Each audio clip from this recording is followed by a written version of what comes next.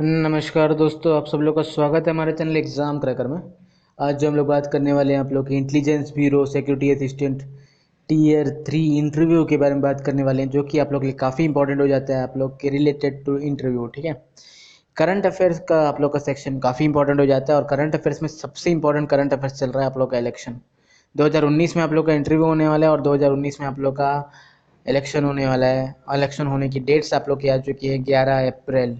11 अप्रैल की डेट आप लोग की आ चुकी है। 11 अप्रैल से 19 मई के बीच में आप लोग का इलेक्शन होने का, और 23 मई को 23 मई को आप लोग को उसके रिजल्ट घोषित होने के।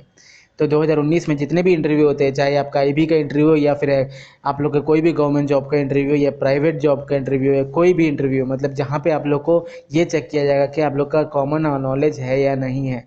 तो इस नॉलेज में आप लोग का इलेक्शन बहुत इंपॉर्टेंट हो जाता है। और अगर इलेक्शन बहुत इंपॉर्टेंट हो जाता है तो इलेक्शन में आप लोग का एक मॉडल कोड ऑफ कंडक्ट भी होता है, जिसको हम लोग हिंदी में बोलते हैं आचार संहिता।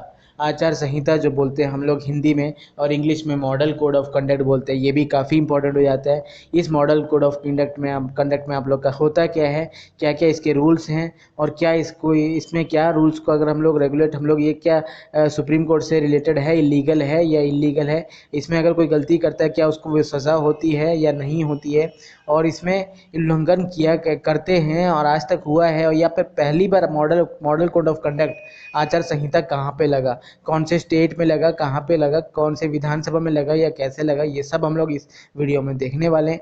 अंत तक देखिएगा, इसमें आप लोग काफ़ी कुछ सीखने मिलेगा, एंड इंटरव्यू के लिए भी बहुत इंपॉर्टेंट हो जाएगा। ठीक है, इसका नोट्स ज़रूर बना लीजिएगा साइड बाई साइड। तो सबसे पहले हम लोग बातें करते हैं मॉडल कोड ऑफ कंडक्ट के बारे में। तो एक एग्जांपल हम लोग सबसे पहले समझते हैं कि मॉडल कोड ऑफ कंडक्ट जो आचार संहिता होता है, उसमें कुछ शख्स जो बहुत इंपॉर्टेंट शख्स हैं उन्होंने भी गलतियां की है।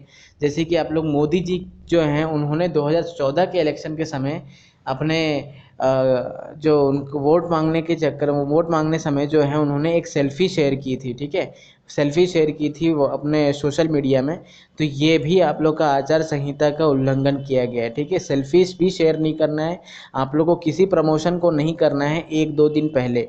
ठीक है, एक दिन आप लोग को पहले, एक दो दिन पहले जो है, ऐसी कोई सेल्फी या ऐसा कोई प्रमोशन नहीं करना है जो आप लोग को डायरेक्ट वोट मांगने के लिए आप कर रहे हैं। तो इस चीज़ को आप लोग का जो है, अगर आप एक दो महीने पहले करते हैं तो उसमें कोई प्रॉब्लम नहीं है, लेकिन आप लोग का आचार संहिता जब लग गया उसके बाद आप लोग को ये सारे चीज़ जो है उल्लंघन आप नहीं कर सकते हैं। आप कोई भी चीज़ को सोशल मीडिया में नहीं डाल सकते हैं। लेकिन एक चीज़ मैं बता दूं, सोशल मीडियाज़ में आप लोग की फेसबुक, ट्विटर ये सब तो आता है, लेकिन व्हाट्सएप आप लोग का थोड़ा सा अलग कर दिया गया। व्हाट्सएप पे जो है मॉनिटर करने के लिए अलग से चीज़ें नहीं है, लेकिन आप लोग का जो फेसबुक है एंड ट्विटर है, इस पर एकदम अलग से कमेटी बैठाई गई है। और एक चीज़ मैं बता दूं, जो भी कैंडिडेट्स आप लोग के इलेक्शन में पार्ट ले रहे हैं, जो भी कैंडिडेट सिलेक्शन में पार्ट ले रहे हैं, उनकी फेसबुक आईडी, ट्विटर आईडी और सारी आईडीज़ जो हैं सोशल मीडिया के, उनका लिया जा रहा है उनसे, ताकि उनको मॉनिटर कर सके कि उनके सोशल मीडिया में ऐसा कोई चीज़ तो नहीं हो रहा जो कि आप लोग के प्रमोशन के काम आए। अगला जो केस है छोटा सा, राहुल गांधी से रिलेटेड केस है। उन्होंने भी जो है 2017 के इलेक्शन के समय, आप लोग के दिसंबर में, उन्होंने भी एक इंटरव्यू दिया था एक दिन पहले, फाइनल फेज ऑफ वोटिंग के एक दिन पहले इंटरव्यू दिया था। तो काफ़ी जो है न्यूज़ चैनल्स ने उस इंटरव्यू को अपने न्यूज़ चैनल में ब्रॉडकास्ट किया था। तो उस न्यूज़ चैनल्स के जो हैं उनके ऊपर कार्यवाही किया गया, किसके द्वारा, चीफ इलेक्शन ऑफिसर बीबी स्वाइन। चीफ इलेक्शन ऑफिसर बीबी स्वाइन जो हैं, उन वो तब चीफ इलेक्शन ऑफिसर थे। उन्होंने जो है वो सारे न्यूज़ चैनल पे कार्रवाई किया, जो जो न्यूज़ चैनल इस इंटरव्यू को दिखाया गया है। क्योंकि ये इंटरव्यू एक तरफ से आप लोग का जो है वोट मांगने का तरीका था, और ये वोट मांगने का तरीका जो है आचार संहिता का जो है उल्लंघन करता है।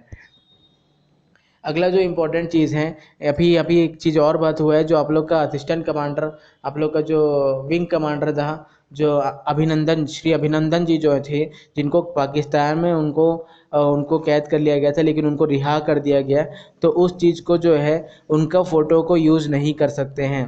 उनका फ़ोटो को यूज़ करना बहुत ही आप लोग का आचार संहिता का ये भी उल्लंघन हो सकता है, कि ये प्रमोट करने के चक्कर में आप उनका यूज़ नहीं किया सकते, उनका फ़ोटोज़ जो बैनर में नहीं लगा सकते।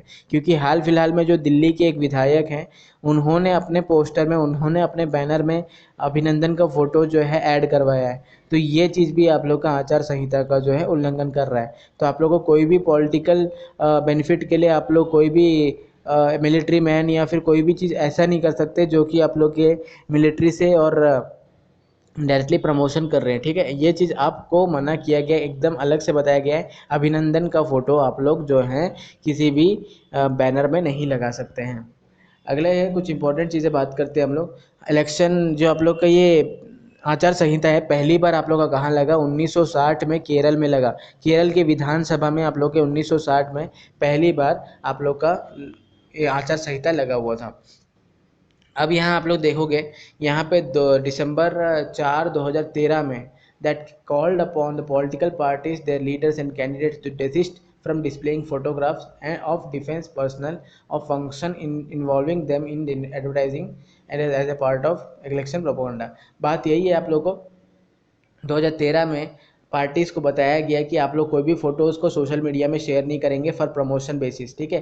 प्रमोशन के लिए आप लोग कोई भी चीज़ को सोशल मीडिया में आचार संहिता लगने के बाद नहीं करेंगे, नहीं तो आप लोग का उल्लंघन होगा, ठीक है। अगला आप लोग का जो इंपॉर्टेंट चीज़ है, आर्म फोर्सेस का भी आप लोग यूज़ नहीं करेंगे। जैसे कि अभिनंदन का फ़ोटो की बात हुई, वैसे भी आप लोग अगर यूज़ करते हैं तो वो भी आचार संहिता का उल्लंघन की बात हो जाती है यहाँ पे। अब आप लोगों के सामने एक छोटा सा स्टेटमेंट है, स्टेटमेंट ए, स्टेटमेंट बी। इसमें से आप लोगों को डिसाइड करना है क्या स्टेटमेंट ए सही है या फिर स्टेटमेंट बी सही है, या दोनों सही है या दोनों गलत है। क्वेश्चन आप लोग का ये है, इसमें से आप लोग को मॉडल कोड ऑफ कंडक्ट आचार संहिता से रिलेटेड आप लोग को डिसाइड करना है कि कौन सा स्टेटमेंट सही है। पहला स्टेटमेंट आप लोग का बोलता है the model code of conduct comes into force from the day the election commission announces the schedule for the Lok Sabha election till the last date of election. मतलब ये बोलना चाह रहा है कि जिस दिन आप लोग का लोकसभा इलेक्शन का डेट अनाउंस होता है, जैसे मान के चलिए 12 मार्च को अनाउंस हुआ, 12 आप लोग का 11 अप्रैल से है, तो 12 मार्च को मई चांस अगर मेरे को अच्छे से डेट आप लोग को याद नहीं है, 12 मार्च से अगर ये स्टार्ट होता है आप लोग का, उसका अनाउंसमेंट होता है इलेक्शन का, तो उससे लेके आप लोग का 19 मई तक, मतलब 12 मार्च से 19 मई तक का आचार संहिता लगता है। ये पहला स्टेटमेंट है। तो ये स्टेटमेंट क्या सही है? ये स्टेटमेंट पूरी तरह गलत है। आप लोग का मेन स्टेटमेंट ये होना चाहिए, जब से आप लोग का अनाउंस होता है डेट्स, वहाँ से 12 मार्च से लेके जब आप लोग का फाइनल रिजल्ट घोषित हो जाता है, मतलब 23 ऑफ मई तक आप लोग का जो है आचार संहिता लगेगा। 23 ऑफ मई को जब रिजल्ट घोषित हो जाएगा, तब उसके बाद जो है आप लोग का आचार संहिता वहाँ के बाद आप लोग का हटता है। तो ये आप लोग का स्टेटमेंट ए होना चाहिए। तो मतलब स्टेटमेंट ए गलत हो जाएगा, क्योंकि इसमें 19 मई तक का है, 23 मई तक का नहीं है। 23 मई तक का आप लोग का सही होता, मतलब फिनिश ऑफ इलेक्शन फाइनली, ठीक है। स्टेटमेंट ए गलत है। स्टेटमेंट बी में ये बोलता है the model code of conduct applies to the state assembly election also. विधानसभा के इलेक्शंस के लिए क्या स्टेट आचार संहिता यूज़ होता है? हाँ सही, आचार संहिता विधानसभा से इलेक्शंस के लिए यही यूज़ होता है, एंड लोकसभा इलेक्शन के लिए भी यूज़ होता है। कैसे यूज़ होता है? जो आप लोग का केरल में पहली बार आचार संहिता लगा था, वो विधानसभा इलेक्शन में ही लगा था, ठीक है। तो विधानसभा इलेक्शन में लगता है। तो स्टेटमेंट नंबर बी जो है आप लोग का सही है, स्टेटमेंट ए जो है वो आप लोग का गलत है। अगला जो है आप लोग का the model code of conduct is simply a set of guidelines issued by the election commission to ensure free and fair polls. तो इसको तो आप लोगों को कोई डाउट नहीं, फ्री एंड फेयर पोल्स के लिए जो है इलेक्शन कमीशन जो है मॉडल कोड ऑफ कंडक्ट लगाती है। It comes into force from the day of election commission announces the schedule for the Lok Sabha election till the date of the results of are announced. Lok Sabha elections के जो dates announce हो रहे हैं उस दिन से लेके फाइनल रिजल्ट तक जो है अनाउंस होने के बीच में इस जो टाइम को हम लोग बोलते हैं आचार संहिता मॉडल कोड ऑफ कंडक्ट, ठीक है। अगला जो आप लोग का आर्टिकल 324 जो है इलेक्शन कमीशन को ये पावर देती है। आर्टिकल 324 इसको याद रखिएगा, इंटरव्यू में पूछा जा सकता है आप लोग को। अगर ये 2019 में जितने भी लोग इंटरव्यू दे रहे होता है, चाहे वो आप लोग का अभी इंटरव्यू हो या फिर कोई भी इंटरव्यू हो, तो आप लोग सब लोग के लिए इंपॉर्टेंट हो जाता है कि आर्टिकल नंबर 324 क्या है। आर्टिकल नंबर 324 इलेक्शन कमीशन को ये पावर देती है कि वो सारे जो स्टेट गवर्नमेंट्स है, सेंट्रल गवर्नमेंट्स है, उनके रेस्पेक्टिव जो एक्शन ले सके। तो आर्टिकल नंबर 324 इलेक्शन कमीशन को पावर देने के लिए आर्टिकल नंबर 324 को जो है कॉन्स्टिट्यूशन में रखा गया है। अगला जो आप लोग का कुछ इंपॉर्टेंट चीज़ें हैं जो कि आचार संहिता में आता है, ठीक है। जनरल कंडक्ट, जनरल कंडक्ट में बात किया जाए तो इसमें ये बोला गया है कि किसी भी कास्ट या आप लोग किसी भी धर्म को जो है अलग से उसको आप लोग ये नहीं बोल सकते कि ये धर्म वाले को हम लोग अच्छा करेंगे, आप हमको वोट दीजिए, या फिर आप लोग ये धर्म वाले, मतलब धर्म के ऊपर में आप लोग कोई भी प्रमोशन नहीं कर सकते। धर्म को नीचा दिखाते हुए, ऊपर दिखाते हुए आप लोग धर्म या आप लोग कास्ट को नीचे ऊपर दिखाते हुए अपना जो प्रमोशन नहीं कर सकते। दूसरी बात, आप लोग का अनवेरीफाइड रिपोर्ट्स, मतलब जो चीज़ वेरीफाइड नहीं है, जिसकी प्रूफ नहीं है, उसके ऊपर आप लोग किसी के ऊपर निंदा नहीं कर सकते। जैसे कि अभी मान के चलिए राहुल गांधी जी जो है मोदी जी के ऊपर कोई भी ऐसा चीज़, ऐसा कोई भी रिपोर्ट्स के ऊपर अगर लगाए, कोई भी निंदा लगाए, तो उसके लिए वेरीफाइड होना चाहिए, वो क्लियरली प्रूफ के साथ होना चाहिए। अगर प्रूफ के साथ नहीं हुआ तो ये भी आचार संहिता का उल्लंघन में आ जाता है। और फिर कोई भी ब्राइबिंग, मतलब कोई भी घूस देना जो है वो भी नहीं करना है, ये चीज़ भी आप लोग का जो है आचार संहिता का उल्लंघन में आ जाता है। ठीक है। और कोई भी स्ट्राइक्स या कोई भी कैंडिडेट के घर के बाहर आप लोग को वो कोई भी स्ट्राइक्स नहीं करना है, कोई भी आप लोग का हड़ताल नहीं करना है, ये भी आप लोग का आचार संहिता का उल्लंघन में आ जाता है। अगला जो है आप लोग का मीटिंग्स, अगर आप लोग लग रहे हो, मीटिंग्स कर रहे हो, तो पास के पुलिस स्टेशन को आप लोग को सब कुछ आप लोग को उसका पता होना चाहिए। उसमें एकदम मीटिंग्स में जो है पुलिस की फुल सपोर्ट होना चाहिए। ऐसा आप लोग को कोई भी मीटिंग नहीं करना है जहाँ पे आप लोग को कोई इन्फॉर्मेशन पुलिस को नहीं है, या आसपास की जो मेन पुलिस स्टेशन है वहाँ पे आप लोग को कोई इन्फॉर्मेशन नहीं है कि आप लोग कोई मीटिंग कर रहे हैं, तो ये भी आचार संहिता का जो उल्लंघन हो जाता है। अगला जो है आप लोग का प्रोसेशंस मतलब होता है रैली करना। रैली जो होता है, आप लोग को अगर कहीं से रैली निकाल रहे हो तो आप लोग को ये कंफर्म करना है कि उस रास्ते में कोई और रैली तो नहीं चल रही है। अगर उस रास्ते में कोई और रैली चल रही है और आप लोग ने रैली कर दिया उस रैली को रोकने के लिए, तो ये भी जो है आप लोग का आचार संहिता का उल्लंघन होता है। और उसके बाद कोई भी आप लोग पुतला जला रहे हैं, आप लोग कोई भी नेता का पुतला जला रहे हैं, या फिर कोई भी पुतला जला के आप लोग अगर आक्रोश फैला रहे हैं, तो ये भी जो है आप लोग का आचार संहिता का उल्लंघन में आ जाता है। अगला जो है आप लोग का पोलिंग डे में जो है आप लोग का जितने भी काम कर रहे हैं नेता हैं, ये जो भी हैं आप लोग वहाँ पे, उनको एक बैचेस होना चाहिए। वो बैचेस में उनको नाम होना चाहिए, पार्टी आप लोग का नाम होना चाहिए, क्लियरली मेंशन होना चाहिए। पोलिंग डे से मतलब उसका हो गया। पोलिंग बूथ की बात किया जाए तो इसमें भी आप लोग का वैलिड पास होना चाहिए, और इसमें सिर्फ आप लोग का वोटर्स होने चाहिए, वोटर्स को छोड़ के और कोई भी आप लोग को उसमें अलाउ नहीं होना चाहिए। सिर्फ वोटर्स पोलिंग बूथ के अंदर एंटर कर सकते हैं। और फिर एक हर इलेक्शन बूथ में जो है एक ऑब्जर्वर जरूर होना चाहिए। ऑब्जर्वर होना बहुत ज़रूरी है। ये सारे रूल्स जो हैं इलेक्शन कमीशन के through model code of conduct में लिखा गया है कि एक ऑब्जर्वर जरूर होना चाहिए। जैसे आप लोग कोई भी एग्ज़ाम में जाते हैं, तो एग्ज़ाम में कोई भी कॉलेज में आप लोग जाते हैं, तो उस कॉलेज में जो आप लोग आइडेंटिटी कार्ड चेक करते हैं वो कॉलेज वाले होते हैं, लेकिन उनके सामने एक ऑब्जर्वर भी खड़ा होता है। जब आप लोग जाते हैं, मान के चलिए आधार कार्ड और एडमिट कार्ड में अगर आप लोग का नेम मिसमैच है, तो कॉलेज वाले को क्या है, अथॉरिटी नहीं है, वो जाके तुरंत ऑब्जर्वर को पूछेगा कि इसका जो है ये मैच नहीं कर रहा है, तो कोई और आइडिया है, तो फिर ऑब्जर्वर जो है बताता है कि आप लोग को ऐसा कर सकते हैं। तो ऑब्जर्वर का होना बहुत इंपॉर्टेंट है पोलिंग बूथ्स में। ठीक है। जो आप लोग को काम कर रहे हैं उसके साथ साथ ऑब्जर्वर होना भी बहुत इंपॉर्टेंट है, इलेक्शन कमीशन का कोई आदमी। ठीक है। अगला जो है आप लोग का पार्टी इन पावर जो पावर में पार्टी है, वो भी आप लोग का मान के चले कोई ऑफिशियल मीटिंग कर रही है या ऑफिशियल कोई रैली कर रही है, तो वहाँ पे वो प्रमोट नहीं कर सकती अपना इस चीज़ को कि वोट दीजिए। ठीक है। ये चीज़ भी आचार संहिता के उल्लंघन में आ जाता है। और फिर इलेक्शन मैनिफेस्टोस में अगर देखा जाए तो 2013 में ये ऐड किया गया है। इसमें आप लोग को जो है ऐसे फेक प्रोमिस नहीं करना है। जैसे कि कोई फेक प्रॉमिस नहीं करना है कि आप लोग का पेट्रोल का रेट हम कर देंगे कम, अगर अभी चल रहा है 70, आपका कर देंगे 50, ये फेक प्रॉमिस है। ये 50 होना बहुत ही मुश्किल है। भले ही आप लोग का 70 से 65 तक आ सकता है, लेकिन अगर 70 से 50 की बात किया जा रहा है तो ये फेक प्रॉमिस है। अगर आप लोग को बोला जा रहा है कि आप लोग के हर अनएम्प्लॉयड लोग को जो नौकरी मिल जाएगी, ये भी आप लोग का फेक प्रॉमिस है, क्योंकि हमारे में बहुत सारे अनएम्प्लॉयमेंट लोग हैं। इस सारे लोग को एम्प्लॉयमेंट देना बहुत ही मुश्किल है, ये भी फेक प्रॉमिस है। तो ऐसी फेक प्रोमिस करना भी जो है, ये भी आप लोग का आचार संहिता का उल्लंघन में आ जाता है। अगला जो आप लोग का इम्पोर्टेंट हो जाता है, क्या आचार संहिता जो है ये लीगल है या आप लोग का नॉर्मल है। लीगल और नॉर्मल का मीनिंग होता है, क्या आप लोग अगर आचार संहिता का उल्लंघन करते हैं, क्या आप लोग को जेल हो जाएगा, तो क्या है या नहीं है, इसको हम लोग देखते हैं। तो इसका आंसर आप लोग का हो जाता है नहीं, ये कोई लीगल नहीं है। आप लोग आचार संहिता का उल्लंघन कर रहे हैं तो आप लोग को जेल नहीं होगा, लेकिन ये एक अगर इसके थ्रू आप लोग अगर होता है कि जैसे कि मान के चलिए आचार संहिता का उल्लंघन करते हो आप लोग कोई कास्ट बेसिस पे कर रहे हैं, तो कास्ट बेसिस पे अगर आप लोग मान के चलिए कोई भी चीज़ कर रहे हो, तो आचार संहिता का उल्लंघन तो हुआ, इससे जेल नहीं होगा, लेकिन आप लोग को एक important representation of people act 1951 जो है, इसके तहत 3 साल की जेल हो सकती है। इसके तहत पैनल कोड है आप लोग का, इंडियन पैनल कोड 1860 में code of criminal procedure 1973 representation of people act 1951 जो है, इसके तहत 3 साल की आप लोग की जेल हो सकती है अगर आप लोग का कास्ट बेसिस पे कुछ भी आप लोग ऊपर नीचे करते हैं। तो आचार संहिता के हिसाब से तो ये नहीं होगा कोई जेल, लेकिन अगर पीपल रिप्रेजेंटेशन एक्ट के हिसाब से देखें तो इसके हिसाब से आप लोग को 3 साल का जो है वो हो सकता है जेल। अब ये क्वेश्चन आता है आप लोग का, क्या आचार संहिता को लीगल कर, ये सुप्रीम कोर्ट से जोड़ना चाहिए, ये इसको लीगल करना चाहिए या नहीं करना चाहिए?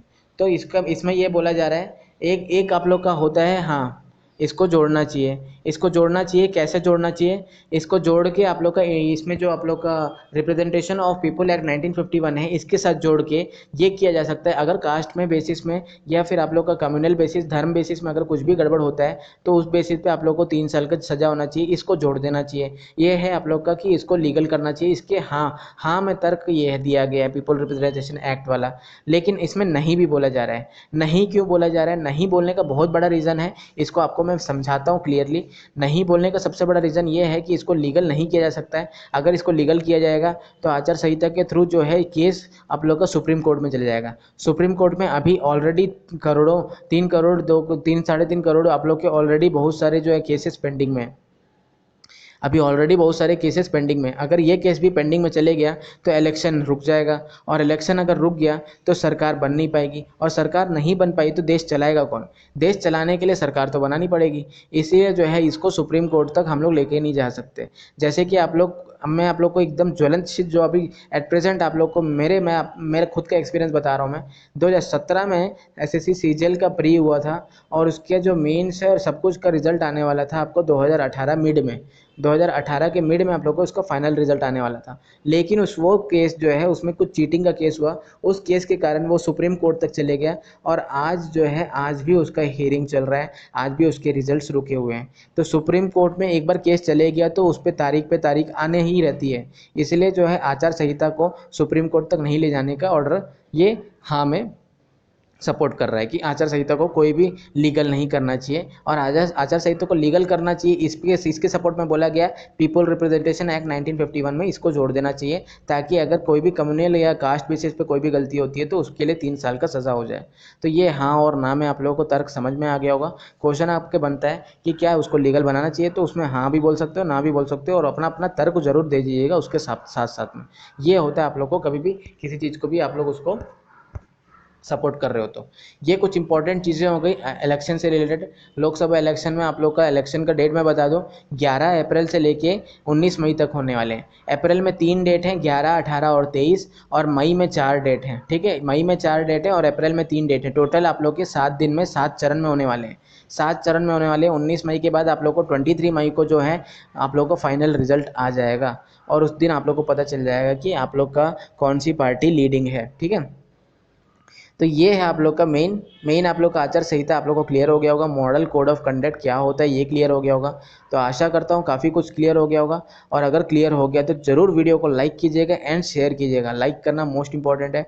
लाइक करेंगे तो मुझे लगेगा कि हाँ आपको समझ में आया, और अगर नहीं करेंगे तो मुझे लगेगा कि आपके सर के ऊपर से उड़ गया है। तो अगर सर के ऊपर से नहीं उड़ा है, क्लियर हुआ है चीज़ें, अगर आप लोग को समझ में आई है, तो वीडियो को ज़रूर लाइक कीजिएगा एंड अपने सारे दोस्तों एंड ग्रुप्स में शेयर ज़रूर कीजिएगा, सारे आईबी वालों को। ठीक है, आईबी वालों को या फिर ऐसे लोगों को जिसका इंटरव्यू है, क्योंकि ये इंटरव्यू के लिए मोस्ट इंपॉर्टेंट क्वेश्चन हो जाता है फॉर 2019 पर्पज।